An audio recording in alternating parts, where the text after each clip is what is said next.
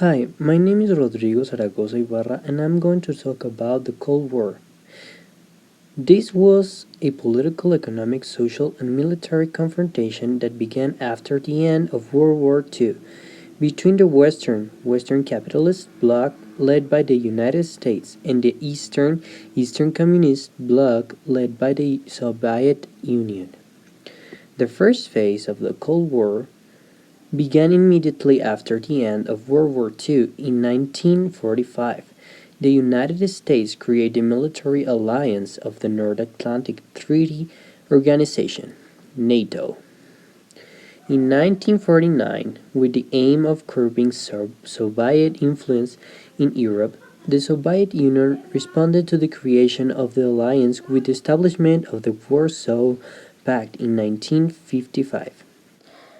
Major crises of this phase included the Berlin blockade of 1948 to 1949, the second phase of the Chinese Civil War, 1946 to 1949, the Korean War, 1950 to 1953, the Swiss crisis of 1956, the Berlin of 1961, and the Cuban Missile Crisis of 1962. Other important dates are the fall of the Berlin Wall on the 9th of November of 1989, and of course the dissolution of the Soviet Union that occurred on the 26th of December of 1991. The term Cold War was created by George Orwell, and it basically refers to a non-directly gun war, but a war for being better in the most terms possible. So there were like silent attacks to each other. But the most important part is that the US support the countries in some parts that were socialist, and the US supported the countries that were communist, but they never confronted each other directly. Something important referring on the economic aspect of this war were the economic systems, such as capitalism and socialism. Capitalism, led by the United States, proposed a model where private property and companies played a very important role.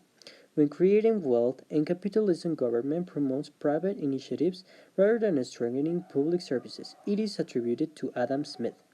On the other hand, socialism is defined as a political and economic doctrine that advocates the ownership and administration of the means of production by the working classes in order to achieve an organization of society in which there is political, social, and economic equality of all people. Socialism, as every movement, has evolved. This means has had different exponents, but it is mainly attributed to Henry de Saint-Simon, Ferdinand Lassalle, and Karl Marx. Now, in order to know more about the Cold War, I'll be interviewing my dad. What countries were the world leaders during this period? Between the Western capitalist bloc led by the United States and the Eastern Communist bloc led by the Soviet Union. Thank you. Why did countries who were allies during the wars become enemies afterwards? It was due to ideological differences between the Allies, which some opted for either socialism or capitalism. Where did the Cold War take place?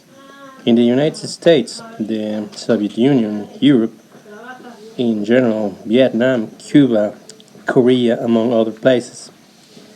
Okay, what opinion did the general public have of the Cold War? A rather unfortunate event since many lives were taken during the conflict. In addition, there was constant global tension, especially due to nuclear threats and the imminent outbreak of the Third World War. Okay, what type of weapons did the two world powers have at their disposal? Nuclear weapons, missiles, warplanes, tanks, and submarines. Thank you. Finally, in as a conclusion, I would like to say my opinion about the Cold War.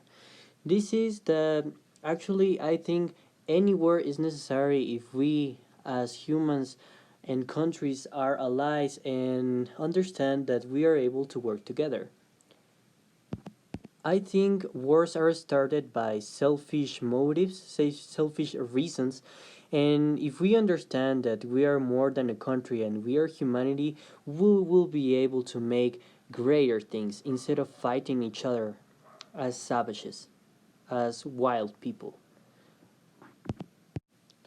I also think that all the lives that were lost because of this is really sad, and it shouldn't be necessary. Even though more lives were lost in the Second World War, is the same. They are lives and nothing else. And this is important to get to notice.